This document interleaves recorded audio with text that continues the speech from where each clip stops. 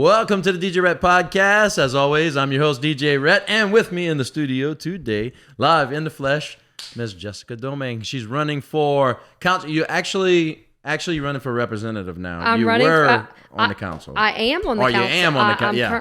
I'm currently serving as the chairwoman of the Terrebonne Parish Council, and Tanner McGee has decided not to seek re-election, so it leaves an open seat. So it was a big decision for me to make. Do I stay on the council or do I go to Baton Rouge? And I thought it was so important that we have a strong voice in Baton Rouge. And so I decided to run for this office. So it's House District 53. Mm-hmm. Okay. And that covers, it was Terrebonne Parish, right? It's not all of Terrebonne. No. So it starts in Lisa Park, around Cascade. And then it goes all the way downtown, but it only follows the Park Avenue side of downtown. Okay. And then it kind of notches out around Terrebonne High, till about Leveron Street. Then it comes back to downtown, the Park Avenue side. So all those neighborhoods on the Park Avenue side. And then it goes to the east side of Houma, so it follows Park Avenue as well. And so it goes to East Park, and it follows all the neighborhoods on the East Park side, but then it branches out and it picks up Mechanicville, and then it really branches, and the line is Industrial Boulevard, but it covers Chauvin, Montague, Berg, Dulac, Dularge. So it's kind of like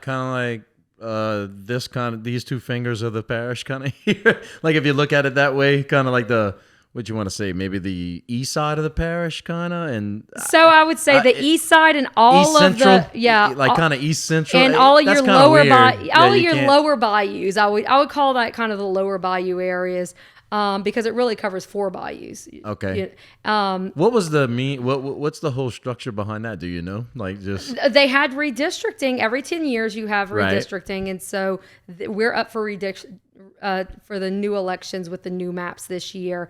And so it's based on the census and based on the population. Okay, so that's why it's important we fill that out right. And often. And for your listeners and anybody in the area, a big change was the Dularge, Dulac area.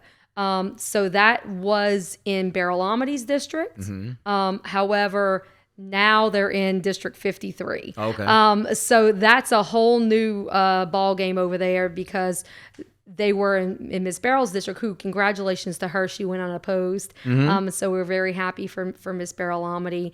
But now they'll be in 53, which is currently Tanner McGee. However, because Tanner's not seeking re-election, they'll now vote in this election. Is it 3 terms or 1, 2? It's 3 terms. It is 3 because he served 2. He served 2. Okay, yes. All right.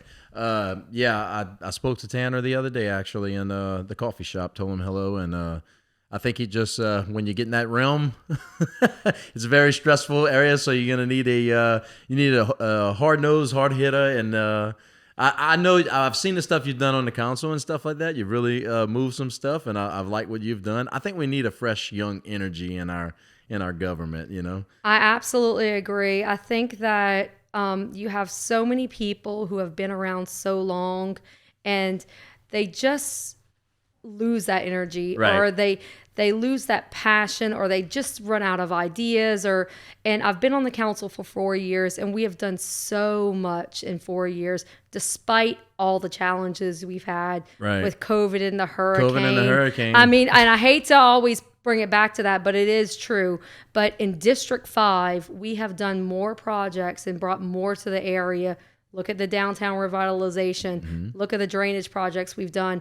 We've done more in District 5 than has ever happened. Mm-hmm. And I'm very, very proud of that. And I'm proud of the work that we've done. And we created a really good team. It wasn't just me. We had lots of people who were part of those projects. I mean, the Hash Grant Association, those guys. You had Jonathan Foray and his group as well. And so there's just so many people to thank, administration as well. But I think as a leader, it's so important that you surround yourself with really strong people. Mm-hmm. And that's what I've done. I don't always have to be the expert on everything, but I want to surround myself with the experts. Yeah. And I really have that mentality. And I think moving forward in Baton Rouge, that's real important as well, is building relationships and continuing to build relationship. And I've already started. Yeah. Yeah. I mean, even at the most local of levels, that's where you're starting at to kind of gain your feeling for with the people. And you and a couple of other people that are running have been hitting the trail, and puff bed. I feel sorry for y'all because it's so hot outside.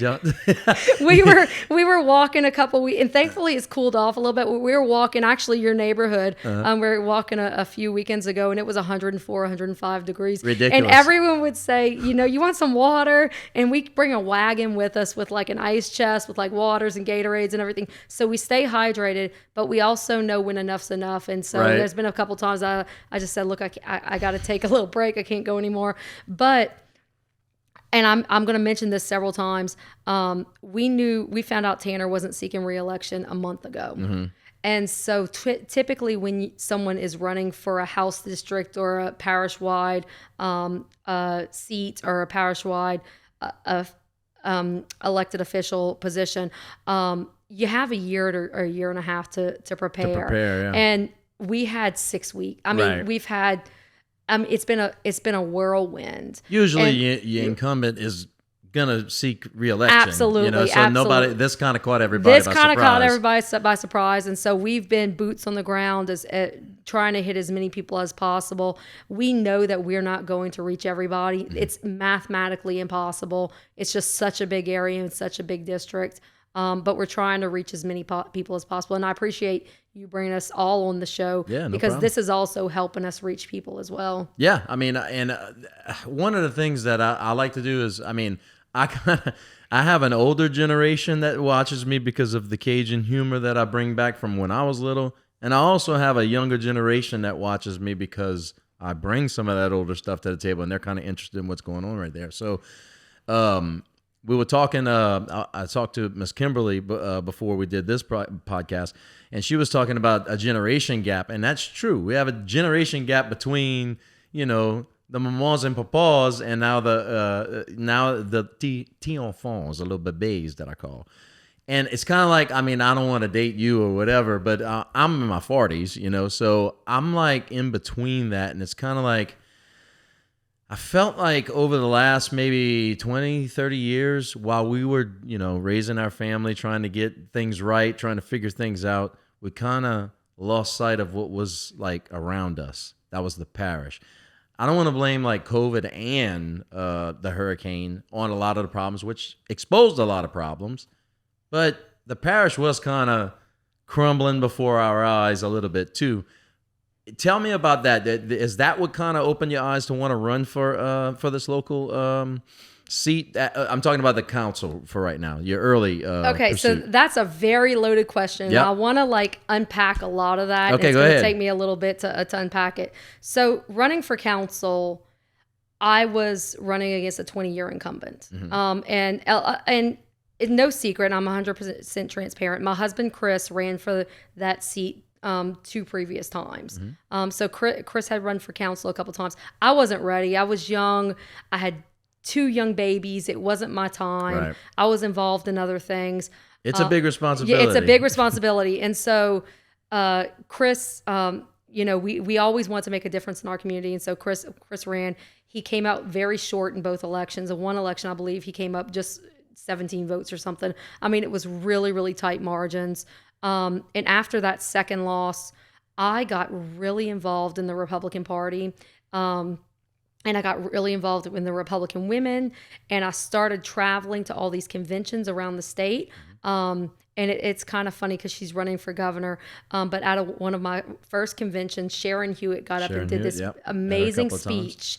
And she's an awesome woman. She is an amazing woman. She's a go-getter. She's a go-getter. Absolutely. Mm-hmm. And so she did this amazing speech, and she was just talking about her journey and where she came from. And I looked at my friend and I said, this is what I want to do. Like, this feels right for me. I'm so passionate. I just threw myself into politics, and I threw myself into learning as much as I could.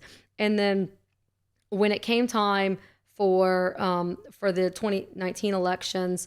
No one had put their name up to run against the incumbent in my district.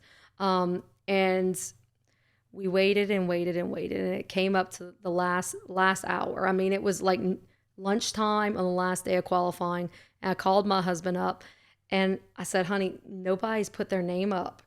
And he says, what are you going to do about it? And I said, I think I'm going to run for office. And he said, okay, I'm going to come pick you up at your office and we're going to go qualify. And that's how quickly it was. And then when you're running and when you're campaigning, things just tend to build and they keep getting bigger and bigger and bigger. And I'm feeling the same momentum with this election as well and with this campaign as well, because it just gets bigger and bigger. And then at some point you just know, I'm going to win. Like this is where we need to be. And it was talking to people about the things you're saying about moving us in a better direction, or we want to do this for our future. And so I did it for my children at that point, but I'm doing it even more now for my children, because now my girls are 11 and 9. And back then it was all about recreation, right? Everything was about recreation. That was a hot button topic.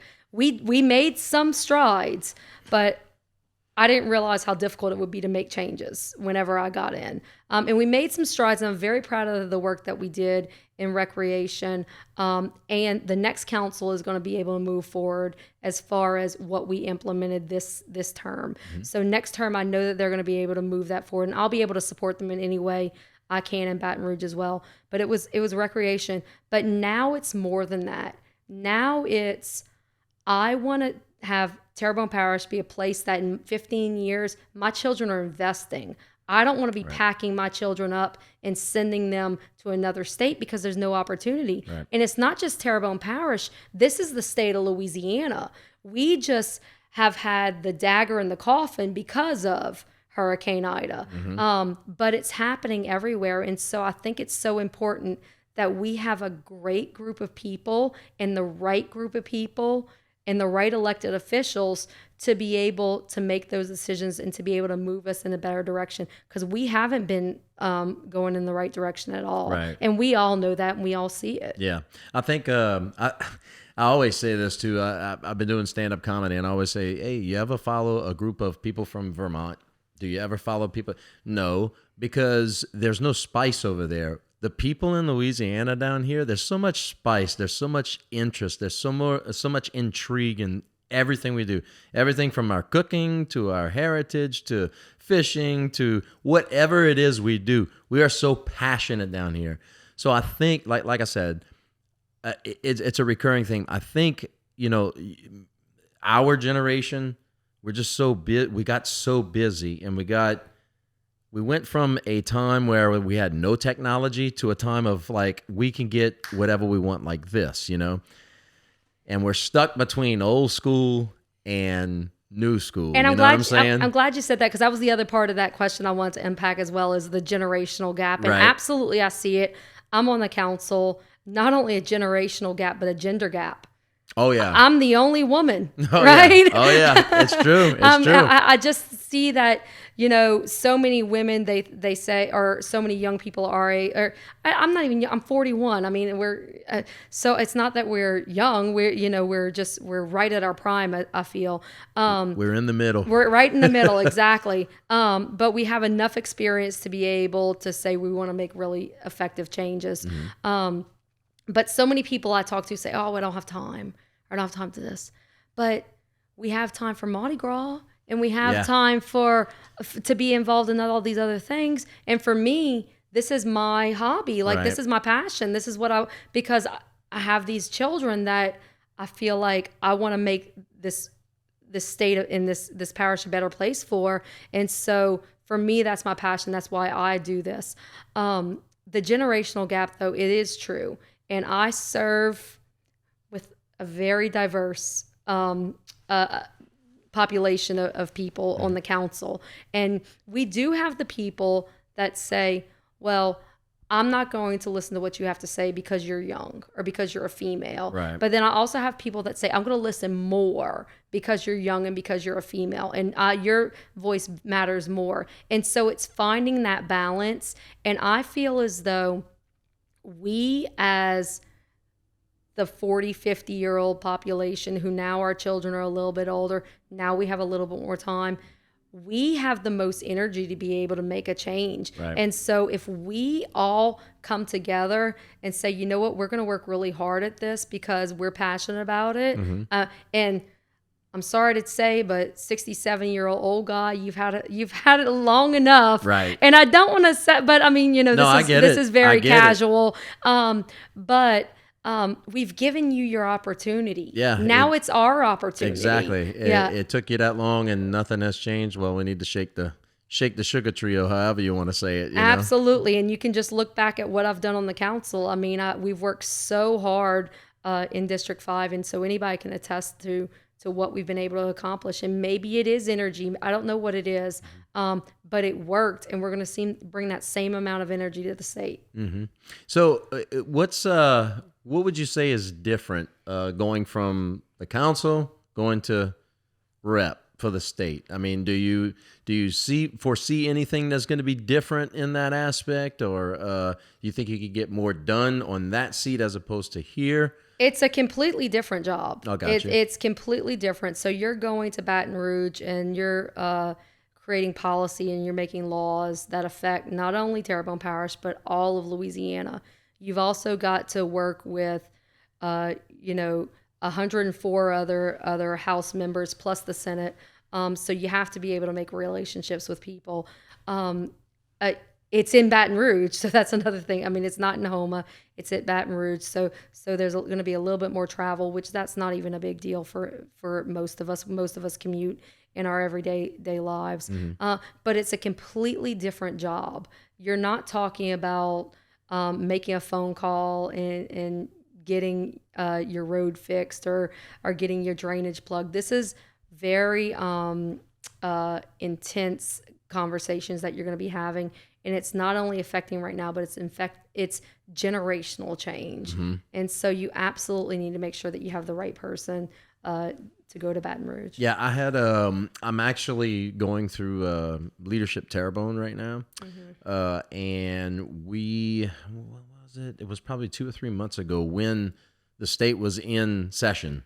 They were voting on different bills and stuff. I was actually there and watching them actually, go through, calling up people, and they would, I don't know if they call it testify, or they would just talk about what law, why they were for it, why they were against it, and everybody was on the, panel and watching and stuff like that. Any of that stuff, I guess, scare you? Like, I mean, because I've seen it gets really heated in those rooms sometimes, and I know that a lot of people are reluctant to put their name on the ballot because of stuff like that. None of that stuff scares you.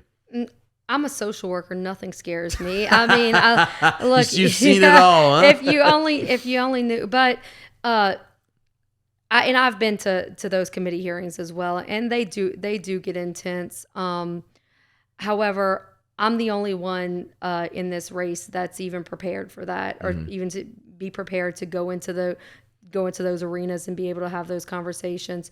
And once again, the relationships part is going to be really, really, really important. When I walk into the Capitol, I've got friends there. I know people there. I've been text messaging our new insurance commissioner, Tim Temple, about what are some of his plans. So just getting there, I'm going to be more comfortable in that atmosphere and in that arena.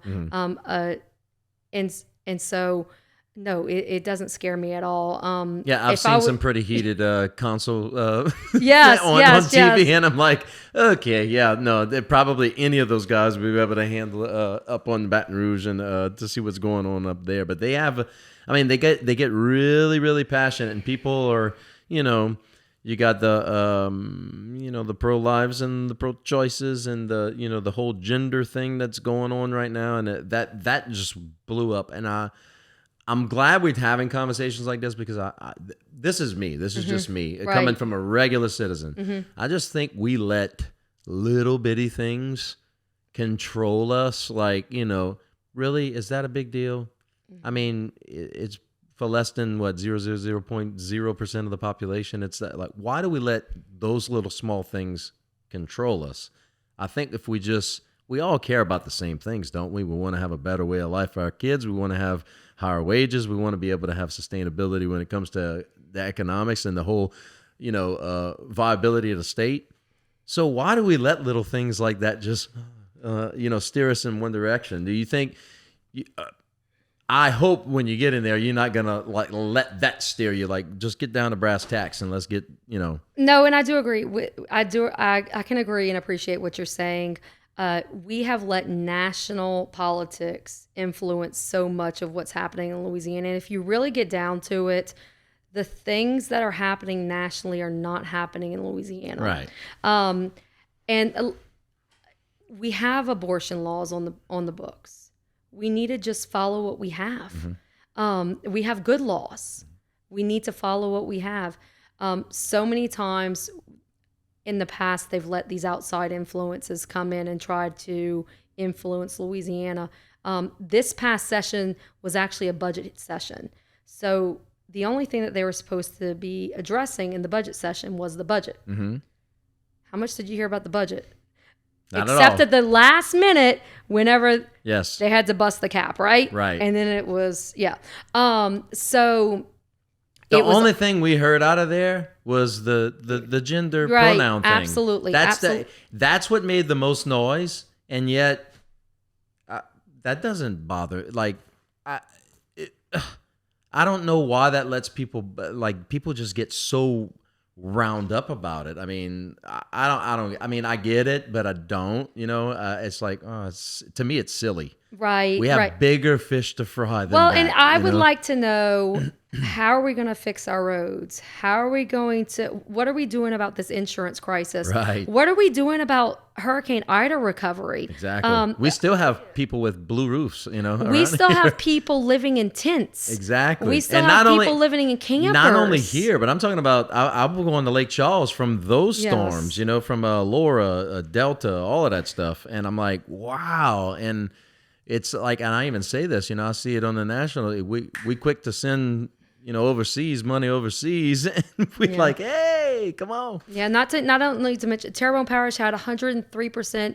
increase in opioid deaths last year. Yes, that's another problem. We have a mental health crisis. Yes. There's so many things that we need to be discussing, but we let these national, and don't get me wrong, it's important. It is. I'm a mother of 2 young daughters. I don't want anybody telling me how to raise my children, right, or telling one of my daughters, oh, it's okay for you to call yourself this or you to call, without my permission. Right. So I can appreciate and understand. And the law, and the one bill that went through the veto session, right, I thought that was very, very important. Mm-hmm. Right. There are some other things that may be addressed next session. But it shouldn't be the only focus. No. And I think an effective leader can be multifaceted. We can work on different things. I can work on that, but I can also work on our recovery. Exactly. And I think that's really, really important. Right. Just like we worked on building downtown, but we also worked on fixing drainage in District 5. Right. You can do more than one thing. Yes, you can. And I just, it's so funny because, and the only reason why I bring that is because I don't like when that national media comes in, spends a lot of money on a little like Senate race or a rep race, just so it can, what I call is just take the and stir the pot. That's all you're doing. And you're making people, rah, rah, rah, rah, and it gets them off track to what's really we should be focusing on. Better schools, better roads, better economic development, tourism, and outreach too. Outreach, like you just said a while ago, mental health. I mean, that's a thing. It is. It's a big thing. A couple of, just to kind of share my story. 2 years ago when we got hit by Ida, I'm big and bad. I'm a big bad guy. I don't cry about nothing. I don't do anything. Ida hit, and then I realized how important just running without having running water for 10 days over here. Oh my God. We take for granted when we don't have it, we just take for granted. Cell phones didn't work. Nothing worked. I mean, electricity, we were out for 22 days over here in the parish. You start getting like, when you take stuff for granted like that and you get hit like that, it messes with your mind. So when like a little storm I don't know if a little storm passes by and I get the frissons, you know, I get that, my skin starts crawling. I'm like, oh my God, it's bad weather outside. It messes with your mind. So the mental health aspect of it, the stress, the depression, seeing these houses all down, seeing Terrebonne Parish all messed up. I think we've come a long way since the storm, because that's one thing our parish does have. We have a lot of pride, and we have very prideful people. So we come out and we clean up. And again, I tell everybody, I'm glad I'm seeing a bunch of people come out and run for a lot of these seats, because it shows that our parish does care about cleaning up and getting their act together. But the mental health thing, can you explain what your plan would be, or maybe how you can get some funding here? Because I wanted to reach out to somebody to talk to. It was like a year before I can get an appointment. You know what I'm saying? Yeah, no, it's crazy. And so as you know, I'm a licensed clinical social worker. I work at Stark Community Health Center. So we work with lots of people in our communities, in our areas. I've been doing this type of work for my entire career. So I've worked with people across the parish my entire career. It is a fact. We have so many people with PTSD, and I'm not saying you have PTSD, although I'm qualified to diagnose you. We need an hour to sit down and talk about that. No, I'm just couillon down the bay. That's what that is. But it is true though, and it affects so many people, and especially affects children. And so we've got an increase in behavior problems in schools. We got an increase in ADHD diagnoses, which really could be attributed to trauma and stress. We have an increase in child abuse. We have an increase in substance abuse. Absolutely, we need more resources. One thing that I'm very passionate about, and I think that is very important, is bringing more resources, not necessarily for our community-based services, because we do a really good job of that, but we need to bring more resources for your severe to profound mental illnesses. So when I talk about that, I talk about schizophrenia, bipolar disorder, because back in the 90s and the 80s, there was a real push to get rid of institutions.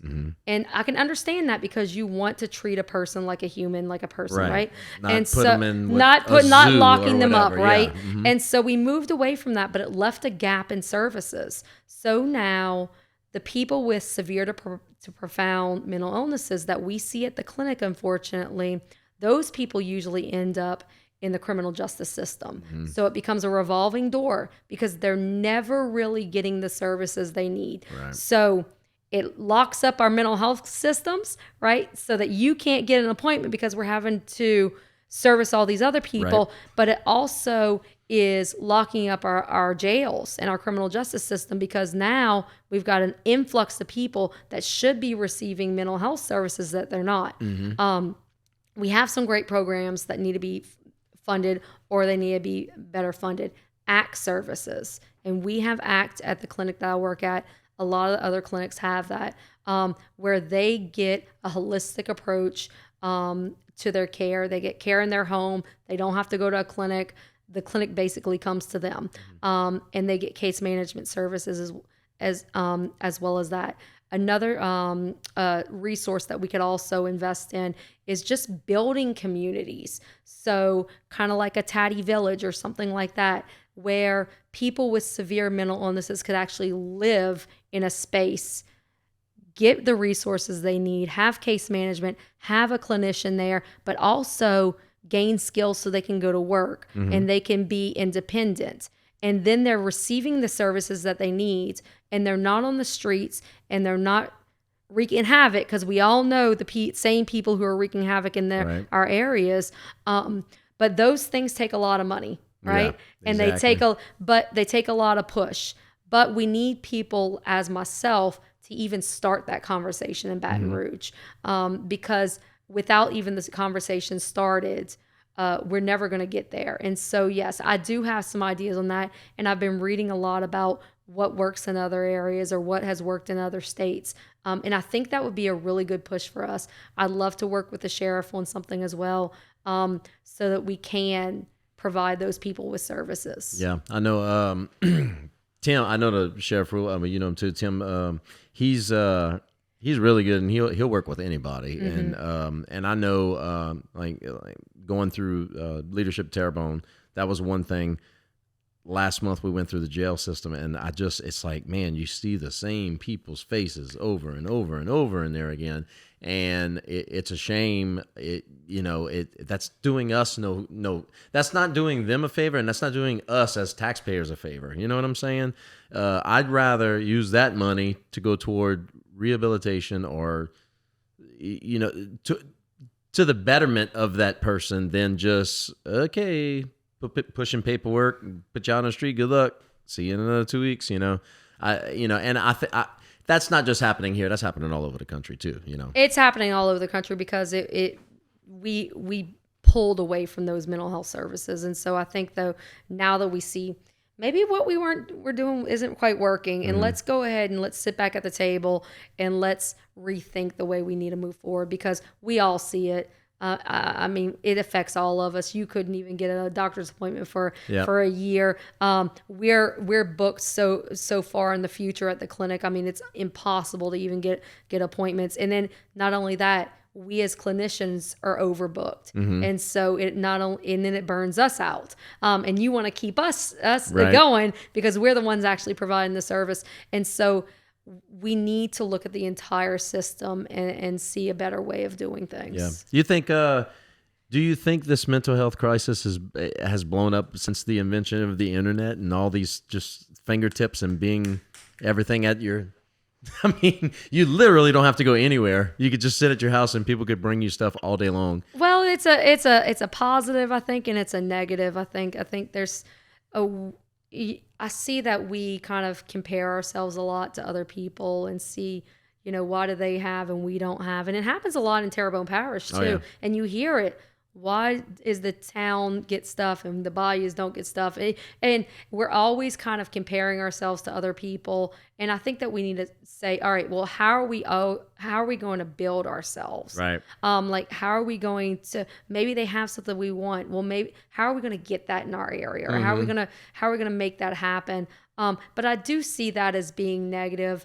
You kind of that FOMO, that fear of missing out, and you're always kind of like, oh, they're on vacation or they're doing this, but I'm stuck home because I have no money, and so then I'm depressed because I'm seeing what other people are doing, and so it is. I try to take breaks from it. It's a lot. And look, I make my living on social media, so it's kind of like, it's like I got to take aspirin every day just to get away from it. But it's no, I know what you mean. It's like it's keeping up with the Joneses digitally. Yes. It's crazy, but yeah. So having all of that at our fingertips and looking at that and being exposed to that, I think we just use that in the wrong way. You know what I'm saying? We kind of, hey, look what I got.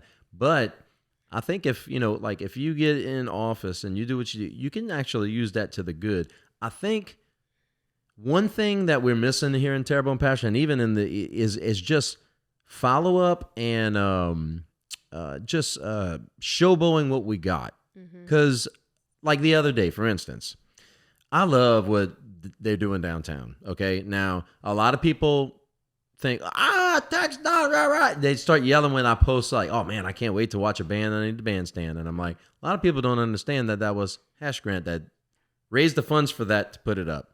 Now, the bicentennial, that's the Notary, Plaza. Right? Yeah, that's the Rotary. The Rotary Club, yes. Notary, listen to me. Yes. Rotary Club. So, but a lot of people, they just think they know, our we need drainage, we need this.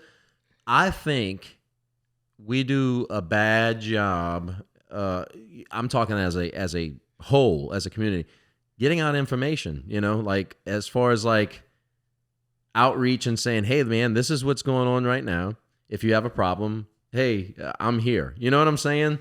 So from day one, I have always said that I was going to be transparent. Yeah, and you have been. You have been. And any information that I receive, I give to other people. And sometimes other politicians will say, you're stepping in it. Yeah. And somebody has to step in it. Right. Well, I mean, that's our information. Right. And if you can't take 5 negative comments versus 500 positive comments, well, then you're probably in the wrong career path. But I I've always been real transparent, and I always try to give as much information as possible. I saw that in the hurricane. Hurricane Ida, people were starving for information. Yeah. And I saw that, I heard it. And so that's when I really started pushing my social media a lot. And so any little thing that I would receive from anywhere, I would push out on social media. Right. And then people started following us and started following my Facebook. We ended up blowing up. I think I'm the second most followed elected official in the parish, second to Gordon Duff, because of that reason, because we've always felt like information was so important to give out to people.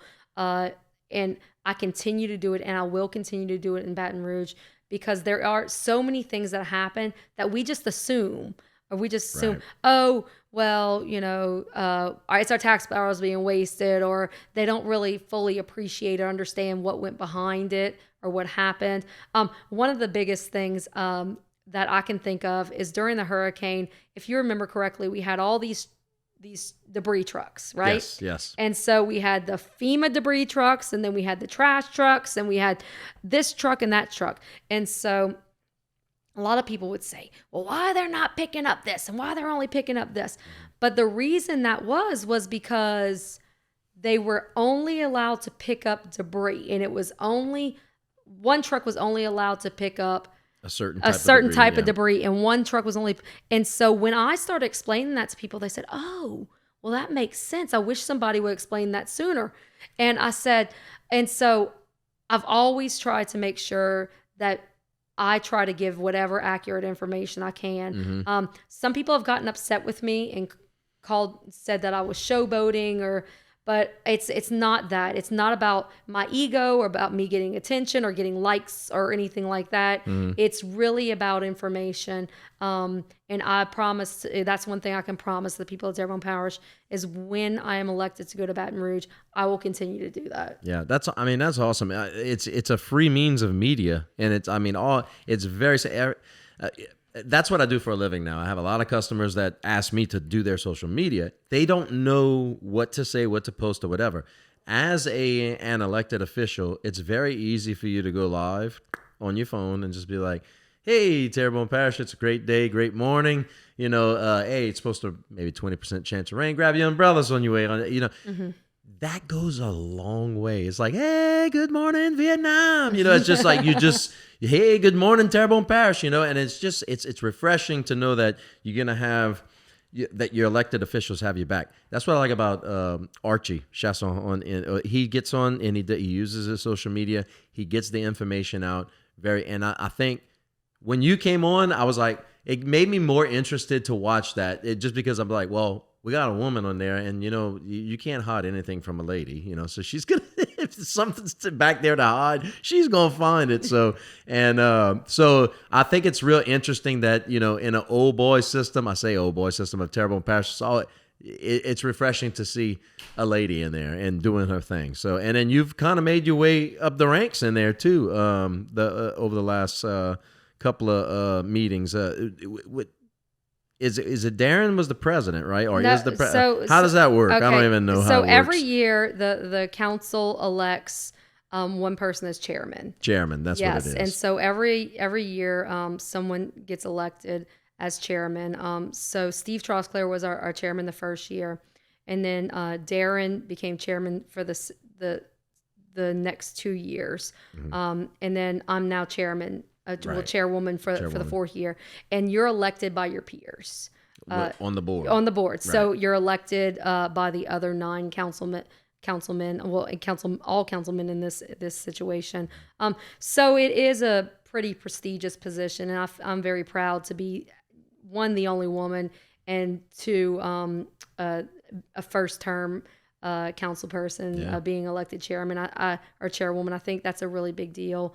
But it just goes to show my work ethic and how well I'm able to work with other people, even the ones that I don't necessarily get along with. But overall, we've had a really, really great team. The Dove administration has been really good to us. We've all had a great working relationship with each other for the most part. And that's really the way you get things done, is whoever it is who's at the top you have to make sure that you're able to work with them. Yeah. And just for, I mean, I'm slow to learn in government too. Can you kind of explain? So you have the council, and then you have the chairperson of the council, and they work hand in hand with the parish president. Is that they kind of keep them? Is that kind of like a check and balance system within the local government? Like kind of like, okay, we have a president, then we have the senators and the reps, and then we have the Supreme Court or whatever. Is that kind of like what it is? It is. Yes. So the council is the legislative branch. Gotcha. And then the parish president is the executive branch. Gotcha. Yes. And so that's your checks and balances. I am essentially the president of the council. Right. Yeah. You're like the Senate majority. Right. Right. If you want to, yeah. Speaker of the House. The Speaker of the House. I guess if that's how it. you want to think about it on a local level. Yes. So. And I think it's important that people know what that is, because it's like, man, it's like when you say that you are the chairwoman of the council, it's like, man, that's pretty big. You know, you're voted on not just by. Not by the people. It's the actual people that were elected by the people, you know? So it's actually a pretty big deal. Correct. It's a good thing to have on your resume too. So, what has been like, probably, what would you say is the most challenging thing that you encountered on the council so far? Oh, I mean, you probably have a number of things. No, we do. So, we took office, inauguration was January of 2020. March of 2020, we got hit with COVID. Mm-hmm. No one knew what was the right decision to make there. Right. I remember I was at Liberty 531, and it was like, what was it, March 13th or something, and my phone it said, John Bell Edwards closing all the schools. I went, huh? And yeah, that was the day yeah, and then it was masks, no masks, lockdown, no lock. I mean, the whole then the thing. Whole school thing. Then the school thing, and what was the right decision? No one knew. They don't give you a handbook and say, all right, if you have a pandemic, this is what you do. Yeah. So we really had to go by what we felt was the best, but what we also felt, or what other people around us, or what educated officials or educated people told us. And so that was a really difficult situation. And then, of course, Hurricane Ida was right after that. We just had caught our breath and just got to a place where things were okay. Yeah. I actually had a memory come up on my social media, and I kind of had forgotten about this, but when the children were going back to school, when the schools reopened after Ida, they actually had to go back in masks. Yeah. And I forgot we were still that knee deep in COVID during the hurricane. Again, you forget, and your brain kind of compartmentalizes those things a little bit. But going into Hurricane Ida was not only personally the most difficult thing I ever experienced, because my house was also completely destroyed. Right. But professionally, it was one of the most challenging things that I've ever dealt with. But I was most proud whenever we started to be able to house people. Yeah. And whenever we started to create base camps, and we built base camps, and people would come to you and they just give you the biggest hug. Mm-hmm. And we delivered Christmas presents to people, and we helped people. And we were all really, I hate to use the cliche, we were in it together, but we were all just one community. Yeah. And it felt so good, and the love that everyone felt for each other. Like, if we could just bottle that up and take that with us forever, because we would be we could get so much done. And now it's all like everybody's fighting and everybody's angry at each other, but that's because we're all stressed out now. But during that time, it was so difficult, but yet so wonderful in the fact that you could see the way people associated with each other, and the way people came together, and the way people helped each other. But then just the amount of destruction we received, and the difficulties we had with people being homeless, or people not having just their basic necessities. Mm-hmm. That was so hard. And then us as elected officials just feeling helpless, because people would come to us, but I'm as helpless as you are. Mm-hmm. Just because I'm in this position doesn't necessarily mean I can force FEMA to come down here. Right. And we had to wait a long time. We all know that. Oh, yeah. Uh, we don't have a magic wand to make the federal government take action, and that's really, really unfortunate.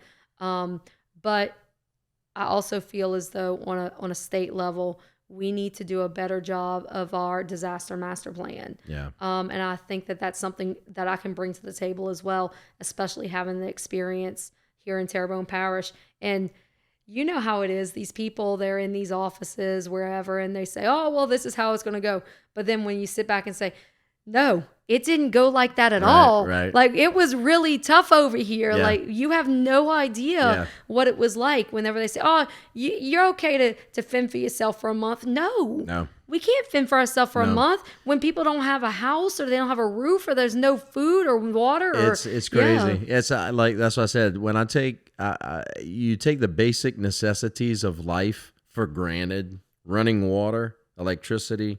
You just take that. You wake up in the morning, you're in the bed, you get up, you brush your teeth, you make your coffee, you just go about your life, and it's like, no.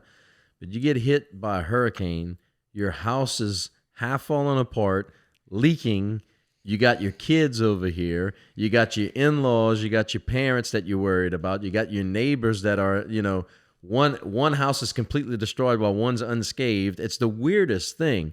And you're just trying to make ends meet, trying to find this, that, and you go to, man, I got to go use the bathroom. You can't even flush the toilet because you have no running water. Oh, I have a little pool. Maybe let's use some pool water. That's what we did. We bathed in our pool, our little Initech above ground pool for, a month almost, But you did what you had to do. But like you were saying for the hurricane, it was like one of the most bittersweet, it's hard to describe. It was like, it was the worst feeling, but it was also the best feeling to see. Like when I went down to the Ward 7 and then I'd go to Montague and then I went to Dulac and Dularge and just see those little people handing out the waters and all of that stuff like that. And people crying, people hugging, people praying, people doing all kind of stuff that you never see. I was like, man, this is how it should be. You know what I'm saying? This is how it should be all the time.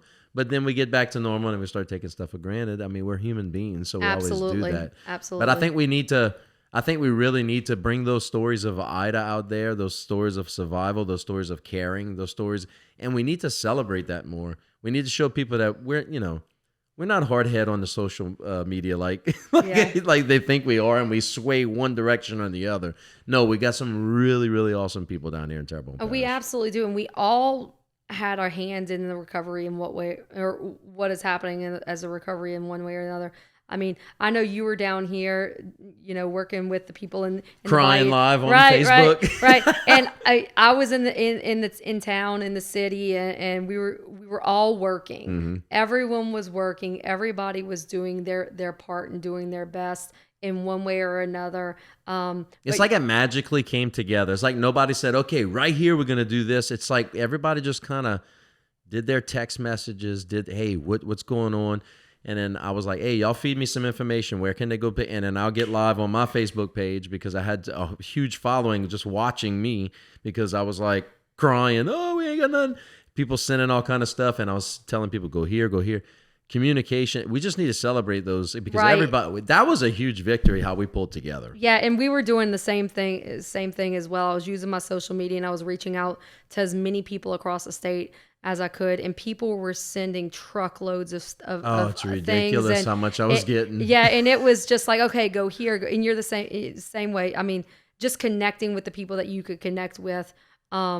But I think we were all heroes in some way or another. I mean, absolutely. Everyone was, because we all really came together. And when it was the most important time, we came together. Yeah. It's true. I mean, we didn't care about color, religion, anything. It's like, you need something. We checked on everybody. And it's crazy because I get in squirrels sometimes with my local neighbors. You getting spats here and there.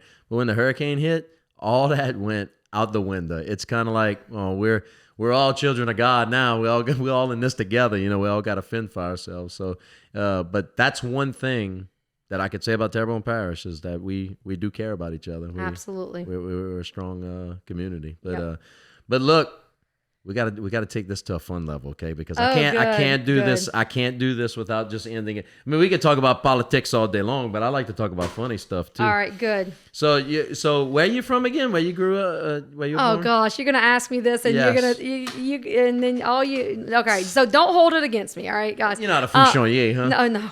Okay. All right, don't hold it. No, and it's a big deal because a lot of people say, "Well, you didn't even grow up here." And well, Oh, it okay. don't matter.